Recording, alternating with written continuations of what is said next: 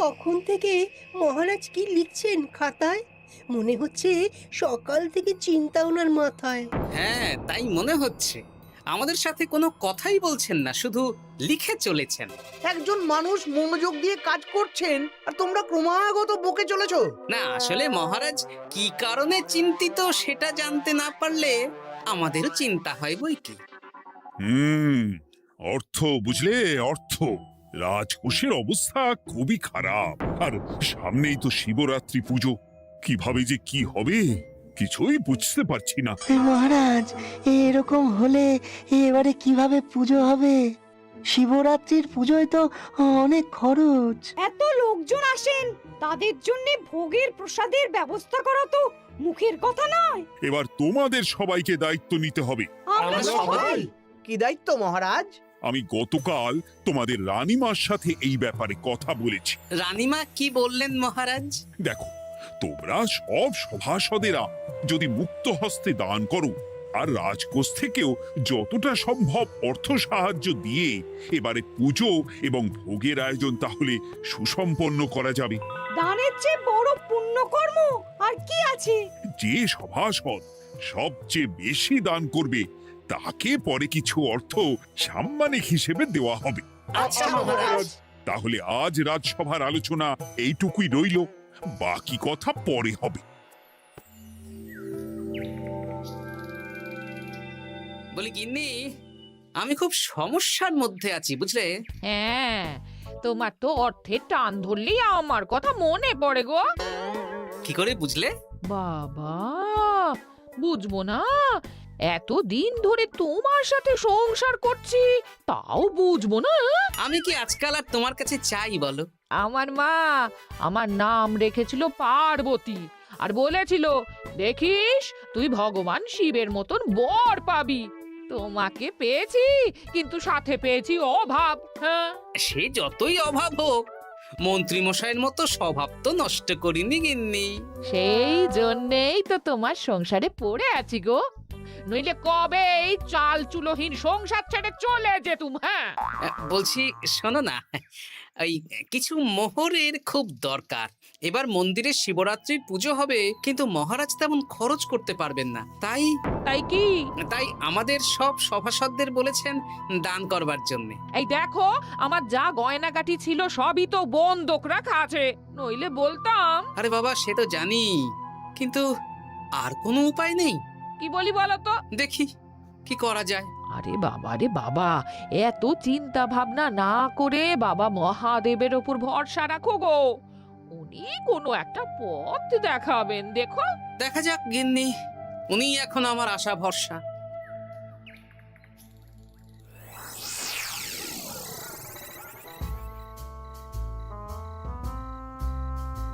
আরে মন্ত্রী মশাই, আপনি তখন থেকে শুধু এদিক ওদিক করছেন কেন বলুন তো? তা কি করব? না, আমরা তো বুঝতে পারছি না আপনার কি হলো। জীবনে অনেক অপমানিত হয়েছি, অনেক মার খেয়েছি, এবার সম্মান চাই। আর কেউ সম্মান না করলেও আমরা কিন্তু আপনাকে বেশ সম্মান করি মন্ত্রী মশাই। তোদের সম্মান আর মহারাজের সম্মানের মধ্যে অনেক পার্থক্য আছে। না, ওই এই ছোট মুখে বড় কথা বলছি মন্ত্রী মশাই, ক্ষমা করবেন। হ্যাঁ, মহারাজ আপনাকে কেন সম্মান করবেন? সামনে শিবরাত্রি, প্রত্যেক বছরের মতন এবছরেও গ্রামের মন্দিরে রাজবাড়ির তত্ত্বাবধানে পুজো হবে, আর সেই পুজোয় আমাকে দান করতে হবে। তা করুন, আপনার কি অর্থের অভাব নাকি? আরে বাবা, সব অর্থ দিয়েই তো তোদের গিন্নিমার গয়না বানিয়ে দিয়েছি, আমার হাতে আর আছে কই? ও, এই সামান্য ব্যাপার। আপনি মাছের তেলে মাছ ভাজুন। হ্যাঁ, আমিও তো তাই বলতে চাইছি। খোলসা করে বলতো তুই কি বলতে চাইছিস?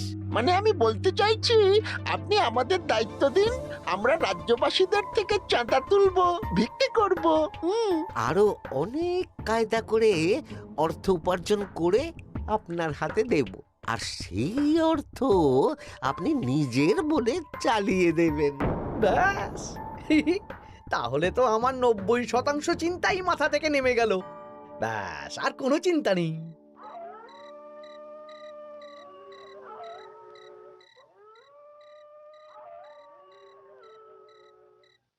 কি গো, এত রাত হয়ে গেল, এখনো ঘুমোচ্ছ না কেন বলো তো? হ্যাঁ, খুব চিন্তা হচ্ছে গো গিন্নি, এখনো বুঝে উঠতে পারিনি যে কি করে দান করব।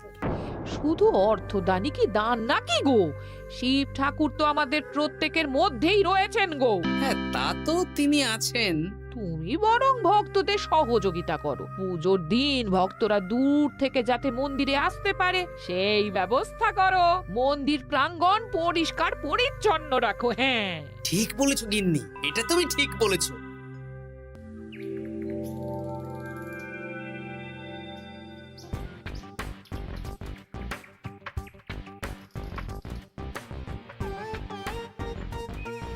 এই যে বাড়িতে কে আছেন? মন্ত্রী মশাই বলুন। হ্যাঁ, তা প্রত্যেক বছরের মতন এই বছরেও তো শিবরাত্রি উপলক্ষে মন্দিরে পুজো হচ্ছে, জানেন তো?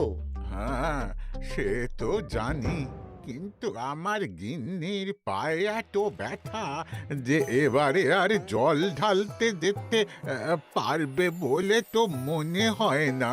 তাতে কি, আপনি দান করুন, বাবা দূর থেকে আশীর্বাদ দিয়ে দেবেন। দান?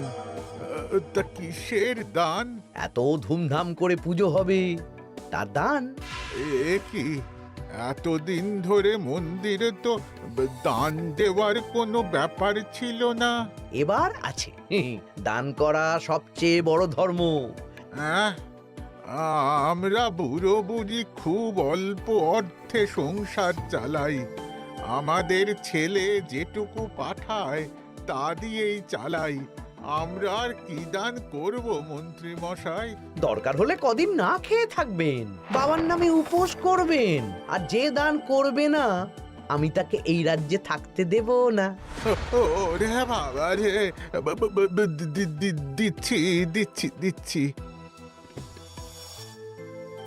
আর শুনুন, এই দানের ব্যাপারটা যেন 5 কান না হয়, নইলে কিন্তু।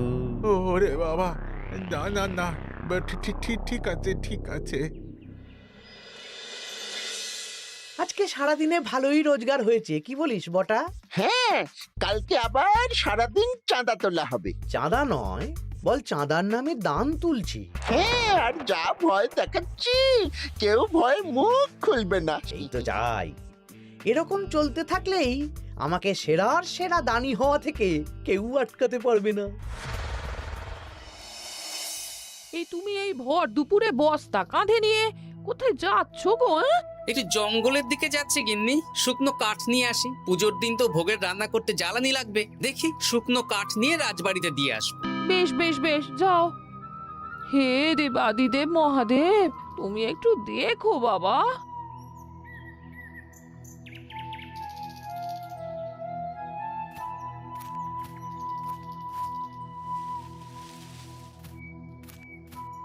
আরে আরে, নগেন খুঁড়ো না, এই সময় কাঠ কুড়োচ্ছ কেন? কি আর করব গোপাল, কাঠ কুড়িয়ে নিয়ে যাচ্ছি, এবার এগুলো হাটে বেচবো। সে কি গো, তোমার ছেলে তো শহরে চাকরি করে বলেছিলে, এ মাসে সে অর্থ পাঠায়নি? সে তো পাঠিয়েছিল বাবা, কিন্তু আর ভাগ্যের পরিহাস, কি বলবো বলো। কি হয়েছে, কোনো সমস্যা নাকি?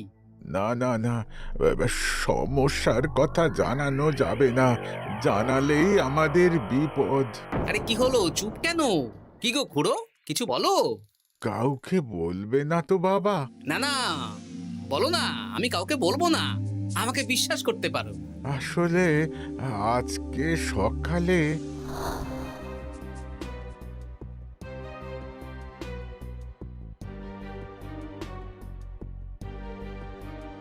হ্যাঁ, মন্ত্রী মশাই? হ্যাঁ, শুধু আমাদের বাড়ি থেকে না, গ্রামের সব বাড়ি থেকে তুলেছে। ঠিক আছে খুড়ো, তুমি নিশ্চিন্তে থাকো। আর আমার চিন্তার শেষ নেই। আমার গিন্নির কদিন ধরে এত পায়ে ব্যথা যে এবারে অতটা হেঁটে মন্দিরে বাবার মাথায় দুধ ঢালতে যেতে পারবে না। ঠিক আছে, তুমি একদম চিন্তা করো না, আমি দেখছি কি করা যায়।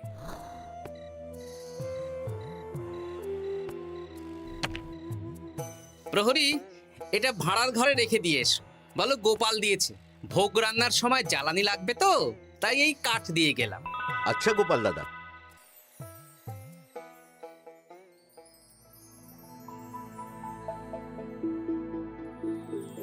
তারপর সবাই কিছু অর্থের যোগান করতে পারলে মহারাজ, আমি 5 মোহর অর্থ সাহায্য করতে চাই। আমিও 5 মোহর মহারাজ। বেশ। গোপাল, মহারাজ, এখন আমার হাত একদম খালি, তাই আমি অন্যভাবে সহযোগিতা করার চেষ্টা করছি। কিরকম? এই তো গতকাল আমি 1 বস্তা কাঠ দিয়ে গিয়েছি, আজকে আরো দেব।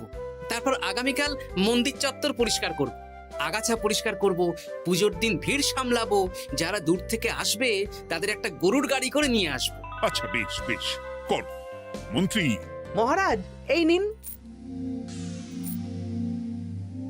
এতে 200 মোহর আছে, আমি আরো দান করব। আপনি কোনো চিন্তা করবেন না মহারাজ। বাহ বাহ বাহ বাহ বাহ, এ তো বিশাল ব্যাপার। আমি জীবনে অনেক পাপ করেছি, তাই এখন দান করে একটু যদি পুণ্য লাভ হয় সেটাই আশা। বেশ বেশ। পণ্ডিত, তুমি আর রাজবৈদ্য তাহলে পুজোর দশকর্মা দ্রব্যাদি কেনাকাটা শুরু করো। এখন ধারে নিয়ে আসবে, পুজোর পরে সব শোধ করে দেওয়া হবে। আচ্ছা মহারাজ, ঠিক আছে। তাহলে আজকে আমি আর পণ্ডিত মশাই দুজনে বাজারের দিকে যাব আর সব দশকর্মার দ্রব্যাদি কিনে নিয়ে আসব। হ্যাঁ হ্যাঁ, তাই কর।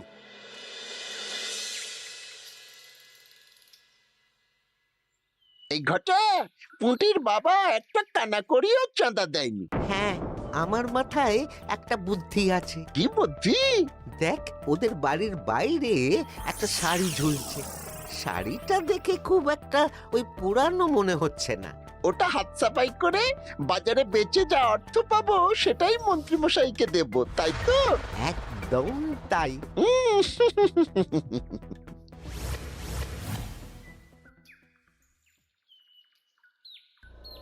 হাই পুটি, দেখ তোদের বাড়ি থেকে বটা ঘটা কাকা শাড়ি চুরি করছে। হ্যাঁ, তাই তো। ন্যাপলা, ওরে বাবা রে, মরে গেলাম রে, ওরে মরে গেলাম। পালাও পালাও পালাও, ওরে বাবা। এই কি হয়েছে রে? চিৎকার করছিস কেন?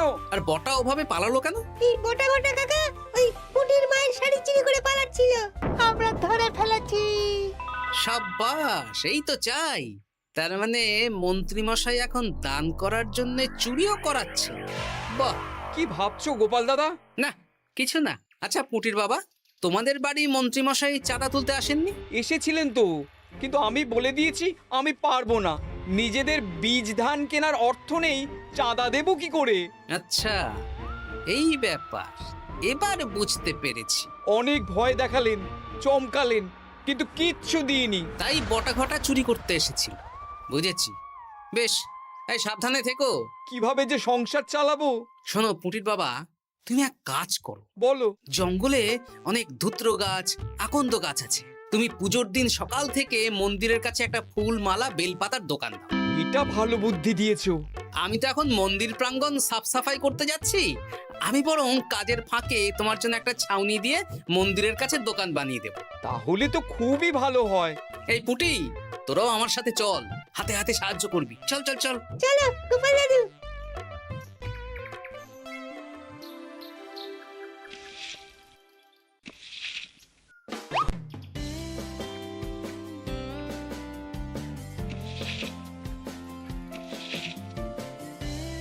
দাদু, এই জায়গাটা গর্ত আছে, তাই মাটি নিয়ে এলাম। এই তো বুদ্ধিমান ছেলে, এবার ঢেলে দে। ব্যাস, এখানটা এবার ঠিক হয়ে গেল। দেখি এবার মন্দিরের পিছনের দিকটা একটু পরিষ্কার করে দিই।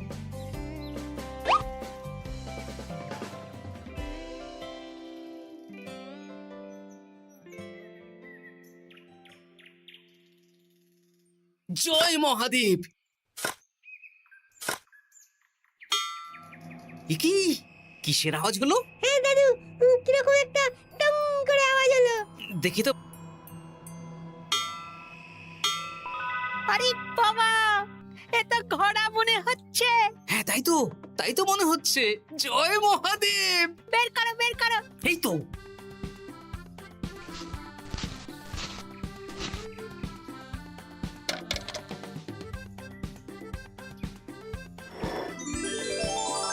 ও দাদু, এ তো সোনার মোহর। জয় মহাদেব। তুমি সত্যি আছো প্রভু, তুমি সত্যি আছো। একই দাদু, তুমি কাঁদছো কেন? সবই মহাদেবের কৃপা। মহারাজ বলেছিলেন দান করতে, মহাদেব নিজেই নিজের পুজোর ব্যবস্থা করে নিলেন রে। হ্যাঁ, তাই তো দেখছি দাদু। তবে শোন, এই কথাটা কাউকে বলিস না। আচ্ছা গোপাল দাদু, আমরা কাউকে বলবো না। হ্যাঁ।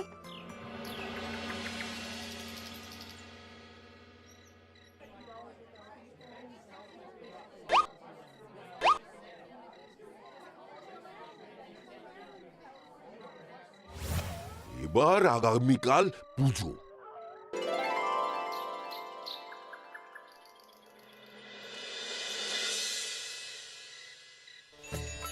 জয় শিব শম্ভু, হর হর মহাদেব। হে প্রভু, হে মহাদেব, জগতের কল্যাণ করো ভোলানাথ। জয় শিব শম্ভু। জয় জয় শিব শম্ভু, জয় শিব শম্ভু। বাবা দেখো বাবা, বাহ বাহ বাহ বাহ, এই তো সব ভালোই হচ্ছে। ভালো তো হবেই মহারাজ। আমি যা দান করেছি, পুজো পাঠ এবারে ধুমধাম করে হবে। দান করে অত অহংকার করতে নেই মন্ত্রী। এক হাতে দান করলে আরেক হাতকে জানাতে নেই, বুঝলে? বুঝেছি মহারাজ।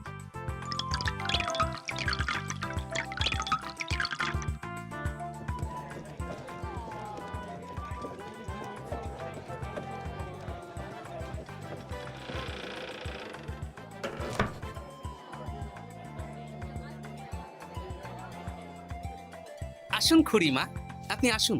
সত্যি গোপাল, তোমার মতো মানুষ হয় না। আমার পায়ে বড় ব্যথা, ভেবেছিলাম এই বছর হয়তো মন্দিরে আসতেই পারবো না। আহা, আমি তো আপনার ছেলের মতন। আর কাল আবার আসতে হবে, বড় মাঠে ভোগের আয়োজন আছে, গাড়ি পাঠিয়ে দেব, কেমন? বেঁচে থাকো বাবা, বেঁচে থাকো। দেখো দেখো গোপালকে দেখো, ও হয়তো অর্থ সাহায্য করেনি, কিন্তু অন্যভাবে কত সাহায্য করছে।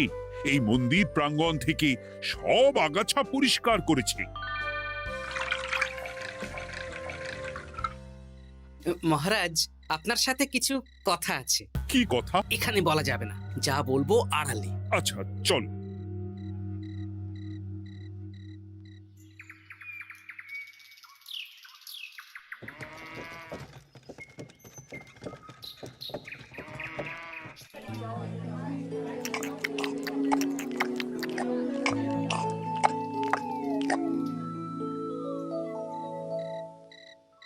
আজ সান্ধ্য সভায় সবাইকে আমি ডাকলাম, তার একটাই কারণ। কি কারণ মহারাজ? কি বলবেন আজ? গতকাল শিবরাত্রির পুজো আর আজ বেলার পুজোর ভোগ গ্রহণ পর্ব বেশ ভালোভাবেই সুসম্পন্ন হলো। এতে আমি খুব খুশি ও শান্তি পেয়েছি। তাই মহারাজ আমাকে সম্মান প্রদান করবেন, তাই তো? আমার মনে হয় আমি সবচেয়ে বেশি দান করেছি। না, তুমি তো কোনো নিঃস্বার্থ দানই করনি। মানে আমি যে কত মোহর দিলাম। ওগুলো তো লোকজনকে ভয় দেখিয়ে দানের নামে চাঁদা তুলে দিয়েছো। সেরেছে, সব জেনে গেছেন। হ্যাঁ, সেই জন্য সম্মান নয়, তোমাকে শাস্তি দেওয়া হবে। ওরে বাবা রে, ভুল হয়ে গেছে, ভুল হয়ে গেছে। ক্ষমা করুন মহারাজ, ক্ষমা করুন। এসব ক্ষমার অযোগ্য ভুল। যাই হোক, মহাদেবের কৃপায় মহাদেবের পুজো হয়েছে। তুমি যে অর্থ লোকজনের কাছ থেকে তুলেছিলে সেটা লোকজনের মধ্যেই বিলিয়ে দেওয়া হবে। তাহলে পুজোয় যা খরচ হলো তার বকেয়া কিভাবে মেটাবেন? সেটার ব্যবস্থা তো স্বয়ং মহাদেব করেছেন মন্ত্রী মশাই। হ্যাঁ, মহাদেব কিভাবে? আমি একদিন বিকেল বেলা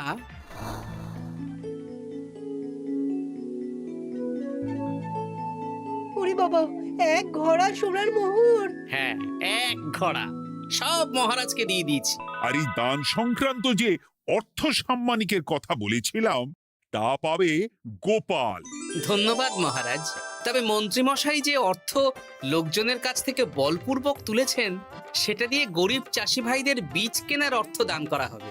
আর মহাদেবের কৃপায় যে এক খড়া মোহর পাওয়া গেছে তা দিয়ে বকেয়া মেটানো হবে। সাবাস গোপাল, সাবাস। এই না হলে আমার গোপাল। সাধু সাধু আর মন্ত্রী মশাইকে কি করা হবে? ওকে কাল শাস্তি দেওয়া হবে।